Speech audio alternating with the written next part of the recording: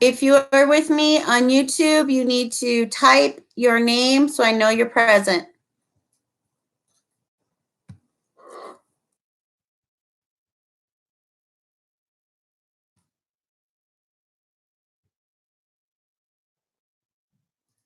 Type your name. Let me know you're present.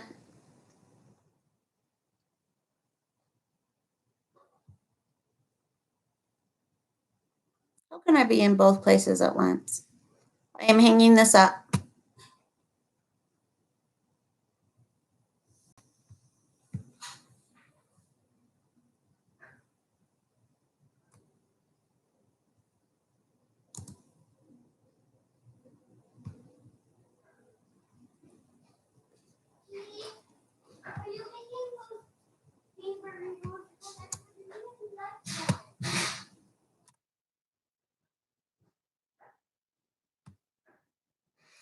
Okay.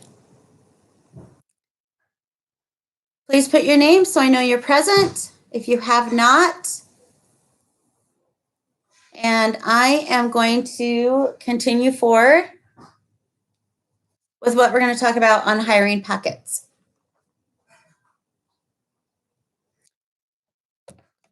Can't believe you guys voted for me to lecture. Y'all realize that you still have to go back to Canvas though and write a paragraph about what I talked to you about today. Okay. So if you have any questions, just type it in as I go, and I'm going to move forward. So most hiring packets will start out with a welcome letter. It'll just be like, hello, welcome to our company, tell you a little bit about their company, and just kind of an introduction. Almost always with any job, even on my professional level, there will be some kind of an application form that you will fill out. You will need to always make sure that you are prepared with at least, how did he get out there? I took him because I had a student who wanted to see him. Hi, everybody. Live bird. I hate when that happens. Lose my train of thought. Job application. Make sure that you always have 3 people, name, addresses, and phone numbers on hand at all times that you can use as references who would be a good name for you.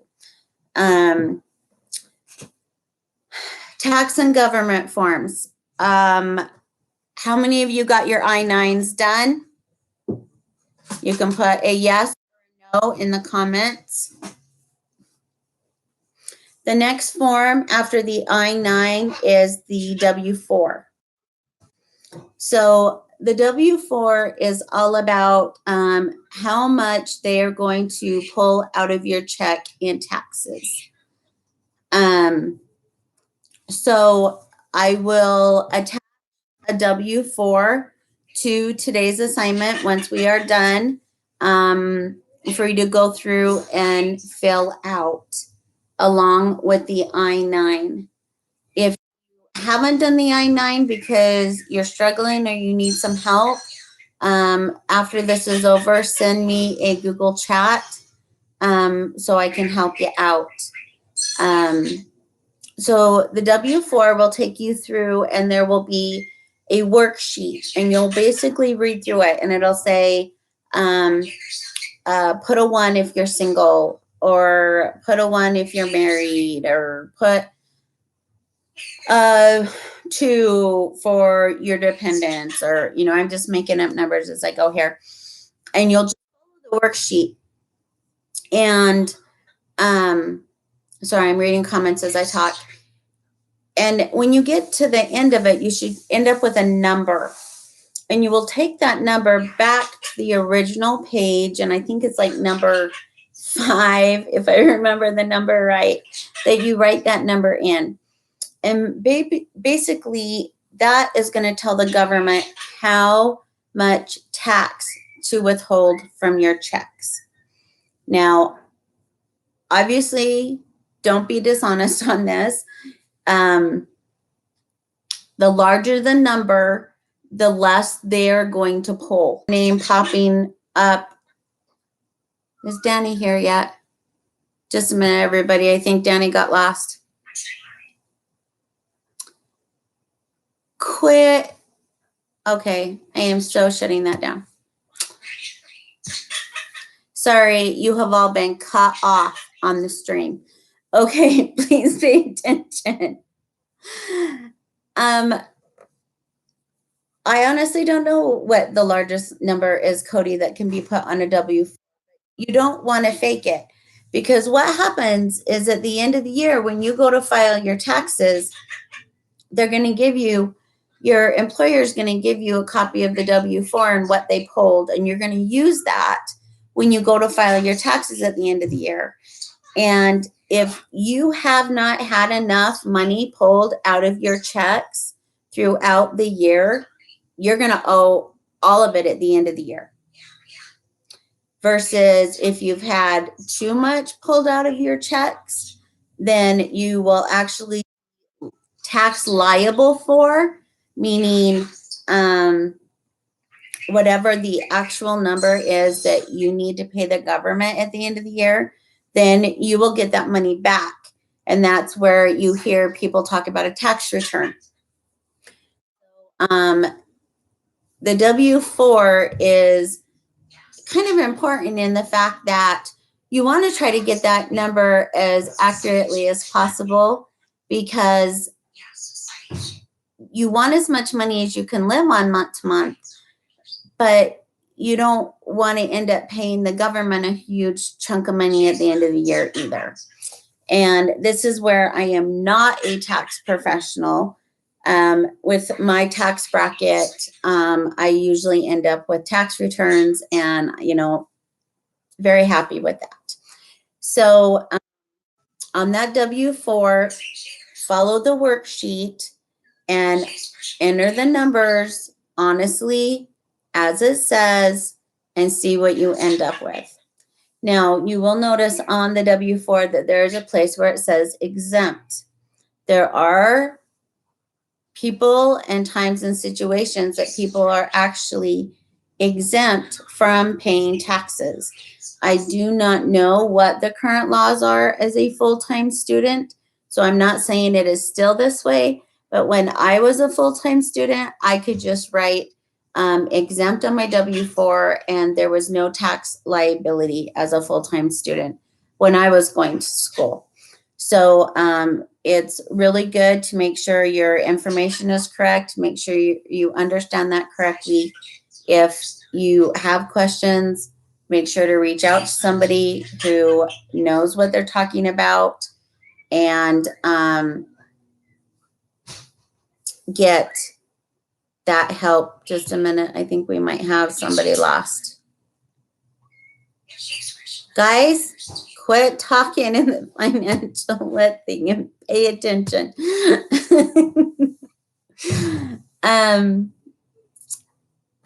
So W-4s, I-9 W-4, that's some of the legal paperwork that you will fill out in the United States with every single job, I-9 W-4. So that's incredibly important. Somebody's trying to call me. A minute.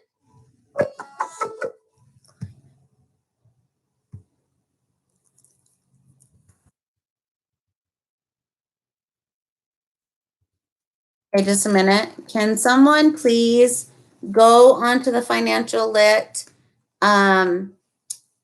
chat and help Gunther get to the YouTube stream, please? Thank you, Ian. I really appreciate that.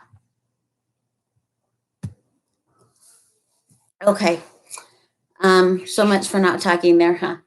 Okay, we, depending on other states, there might be other legal paperwork that they have you do, but we're just gonna focus on Utah right now.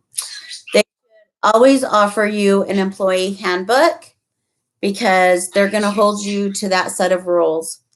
Good job. Hi, Gunther. Welcome. the employee handbook for Spectrum, you know how you guys have a student handbook that you have to comply with. I have an employee handbook that I have to comply with. And it has, sorry, laughing at you guys' messages. It has rules in it too. My dress code that I have to abide by, you know, their expectations of me as an employee. And so you'll get that employee handbook. We are going to come back and we will talk more about benefits and insurance. But depending on the position of the career and how many hours you work, you might be offered benefits and insurance. Yes, Tanner, you have a student handbook. We're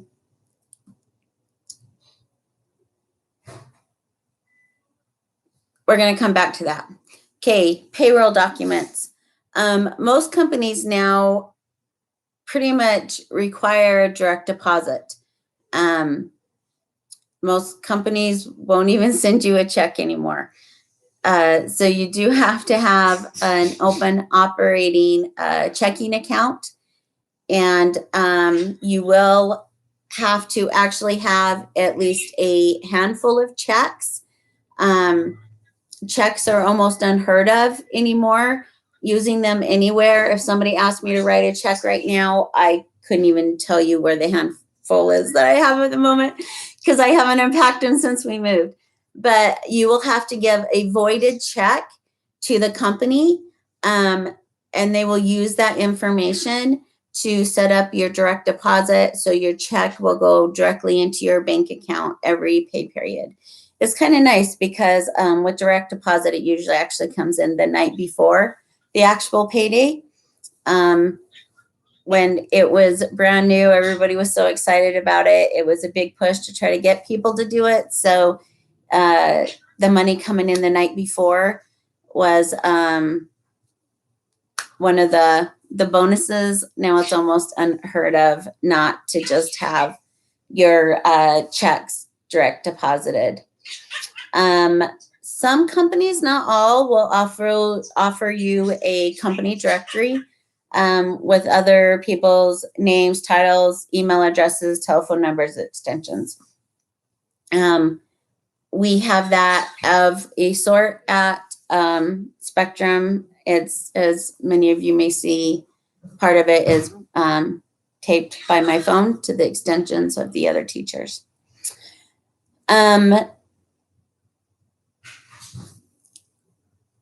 Depending on, so as you progress in levels of entry level jobs, like, you know, starter jobs that more you would get right out of high school versus professional positions, you will actually be offered a sorry, brain fart. They will send you a letter offering you the position, what you will get paid, what your responsibilities will be, what benefits they're going to offer you. And then it is tradition to sign that letter, that job offer letter, and return that.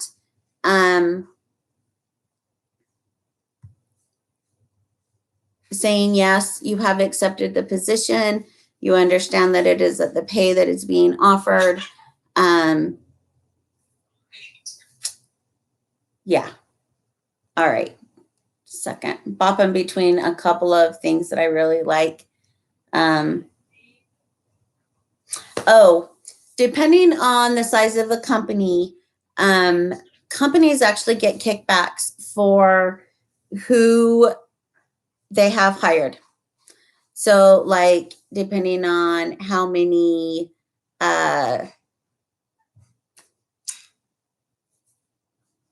people of different ethnic backgrounds or races or cultures or abilities or disabilities. And so a lot of companies will have an equal opportunity data form that, well, and that's a little bit different than the self-identification forms. The equal opportunity will just say, they are an equal opportunity employer. And then the self-identification forms, and you are not required to fill out that page. They can't require it of you, but we'll ask for like your gender, your race, your ethnicity, veteran status, any other things that sometimes, depending on the size of the company, they have to comply with federally. And that also sometimes they can get kickbacks for.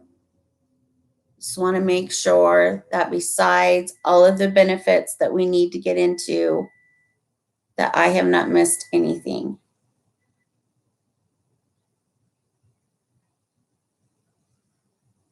We talked about background checks.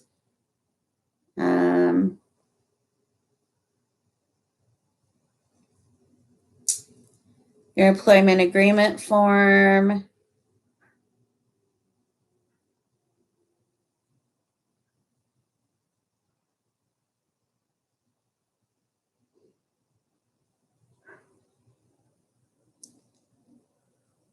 Okay. I think we're going to end it there today. And when we regroup on Thursday, we'll start talking about benefits. So as you are offered different benefits, you understand what those are and how to use them, and what you might want to use and what you don't. So when we hang up, I'm going to bop into Canvas. I do not know if today's assignment got set up. So today's thing that I did on the video to be silly, I don't know. So answer the question, what did Miss Martinson do today, on the end of the video, and then give me at least 4 to 5 sentence paragraph on what I talked about today and what you learned. You guys rock. This is really weird for me. I would much rather be with you all in person, talking to you, than talking to my computer. So if you have any questions, Google Hangout with me, and I'll talk to y'all later. Bye.